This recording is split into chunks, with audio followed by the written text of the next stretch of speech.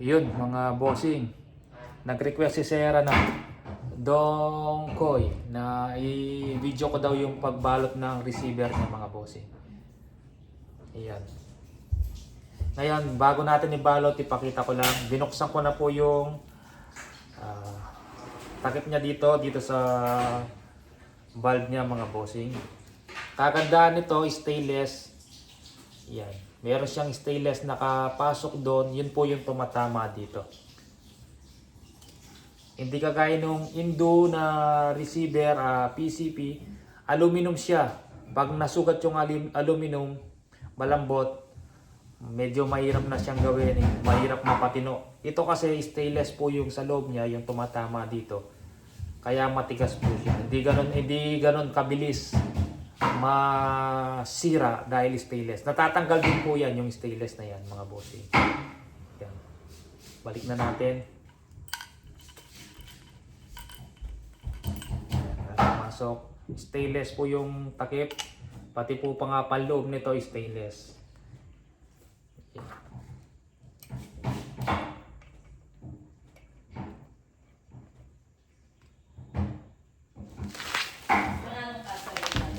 Tapos po mga bossing, ito ang kagandahan nito dito yan mga bossing, para dito po yan. Tinanggal ko lang. Ang Indo kasi pag nilagyan mo ng barrel, yung barrel po mga bossing may butas. Ito kahit wala na po siyang butas, basta 16mm papasok mo na lang mga bossing, hindi na kailangan butasin. Yung Indo kasi may butas dito na mga bossing. Ito wala na. Ang maganda lang dito, isasalpak mo na lang, dito po lumalabas yung hangin. Yan, dyan. May butas siya dito sa baba. Din papasok, palabas, papunta sa barrel. Yan. Kailangan mo lagyan ng o-ring to sir. Dito. Yung ka-size nito. Pag nilagyan mo ng o-ring to, tapos pinasok mo yung barrel sa receiver, tatama yung o-ring. Yan. Pag tumama yung o-ring, di na po siya makaka-backfire o makakasingaw. Yan. Ganyan po ang mangyayari niyan mga bossing. Dapat may o-ring po siya dito. Yan. Pero kinuha natin yan sa maker, wala pong o-ring, kayo na pong bahala. Or kung may ka-size po ako na ganito, ipi-free ko na po yun mga bossing. Yan. Ganyan ang kalalabasan pag pinasok sa receiver. Yan. Yan. Tapos may butas to dito. Doon nyo po itatapat yung tornilyo. Pasok na natin mga bossing ha. Yan. Tanggalin ko yung tornilyo para makita ko kung nakatapat yung butas.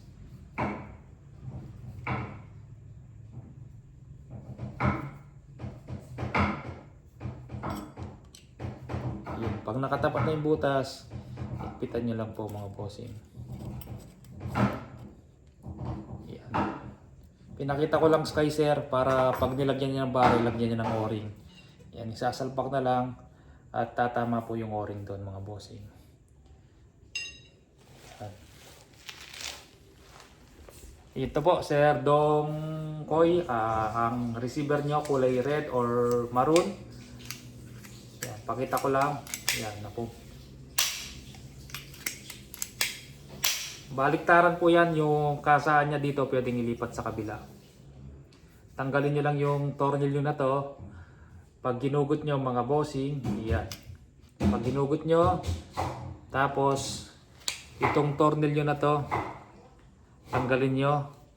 Pag natanggal nyo na, ilayin nyo po yung itong kasaan, nilipat nyo sa kabila. Pag lumipat na sa kabila, babaliktad po. Itong sa mahabang ito pupunta sa taas. Baliktarin nyo lang po to. Luwagan nyo to mga bossing. Yan tong tornilyo. Pwede nang ilipat sa kabila. Ito, yung request ni sir, video natin habang binabalot mga bossing. Ito. Meron akong nakitang o-ring. Medyo masikip siya ng konti pero pwede naman ilagay doon. Yan, baka may extra o-ring, mga o-ring na set si sir, siya na lang bahalang maglagay. Kasi yan kinuha natin mga bossing, walang o-ring doon. Bali yung binuo kong isang ganito, ayan, ako na po naglagay ng o-ring. Dali sana ako pa sabi. Tapos, Uy, ano po? sana ako pa sabi. Ano? Yung taba, hindi na lagay kayo mo. Ano mo pa? Pota luto na. Dili pa ako. Oo, pota luto na yan. Pag luto na yan, doon mo lagay yung May umam. brown sugar. Kasi pag nilagay mo yung brown sugar, hindi pa luto, yung sugar maluluto na. Mm. Okay, may libre siyang straw. Mga bossing, isang box. Benta ko nito, 23,000 mga bossing ha. Ito lang. 23K itong receiver lang po na to. Pang tactical siya mga bossing. Lalagay mo na lang yung hand grip. Yan, kuha tayo ng hand grip.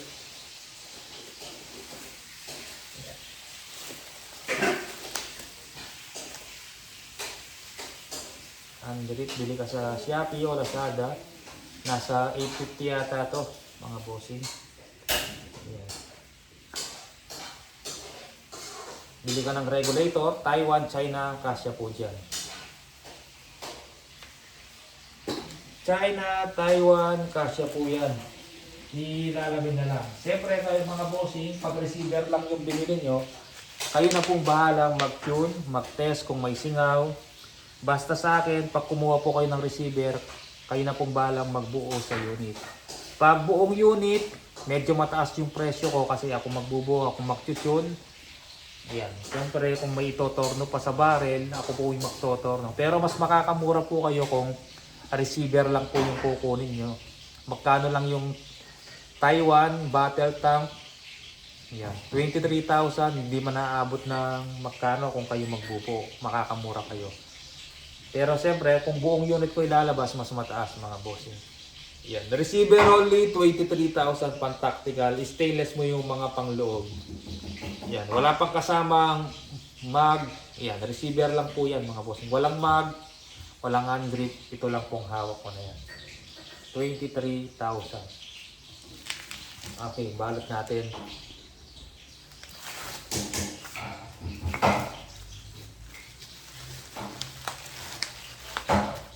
Ayun na. Kasi pag walang hindi ka, wala na walang. Oo. Yung bala ito sir. Yung o-ring. Takpan natin.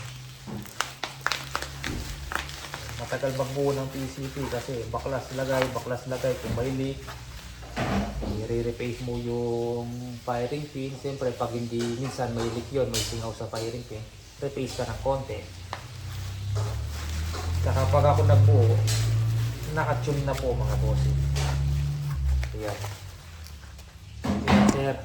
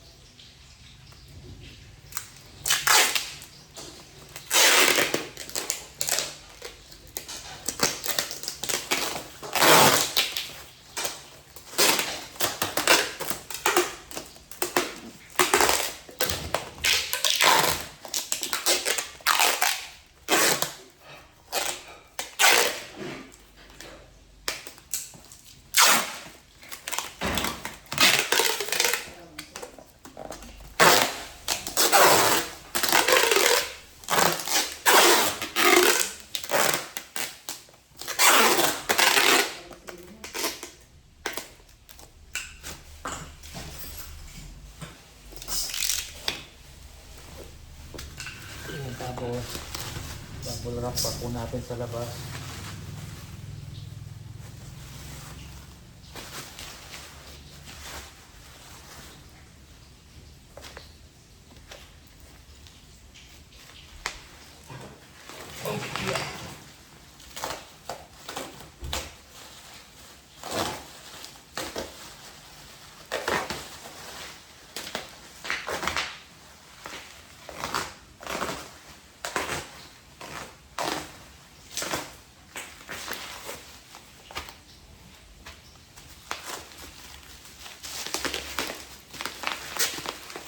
Ayan, sir. Ayan, yung request nyo, sir.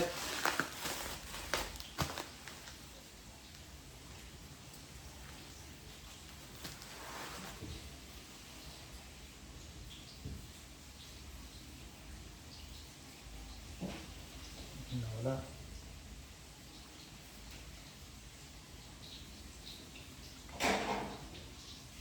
Lang, nasaan?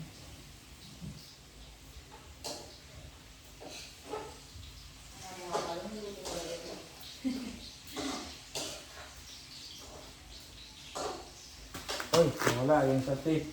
Dapat lang tayo.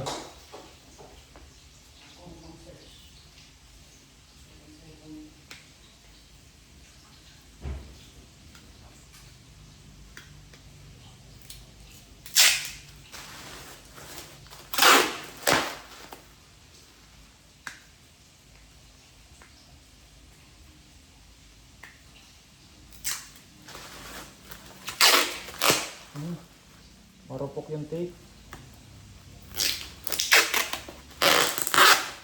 Marupok. Yun na lang.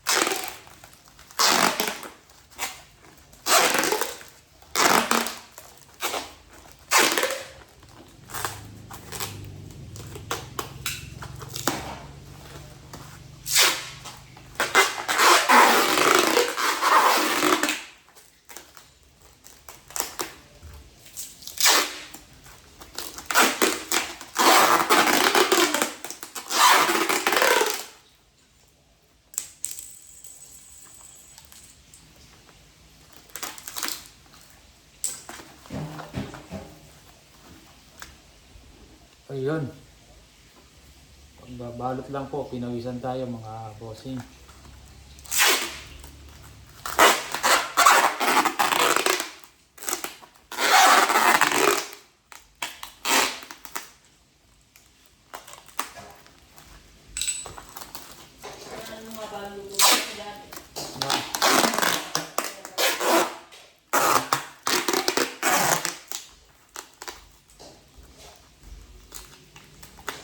Okay na, sir. Sir Dong. Ayan. Ito na yung receiver nyo. Papadala natin ngayong araw. Yan. Maraming salamat po sa tiwala. Marami pa tayong available na gantong receiver, mga bossing. Sa may gusto, ayan. May Binubuko Tactical MSG. Ayan. Tactical. Yan, walang mayari nito. Barrel na lang. Hinihintay ko lang yung mga silencer, mga bossing. Siguro katapusan dating ng CNC silencer natin. Yan. Mayangin na to. Pumuputok na. Kagandahan nito, mga bossing. Yan. Pag ganyan yung pinutok mo, nakaswing. Hindi siya puputok. Pag nakaganyan, doon pa lang siya puputok mga bossing. Sige po mga bossing. Maraming salamat po. Yes, Sir Dong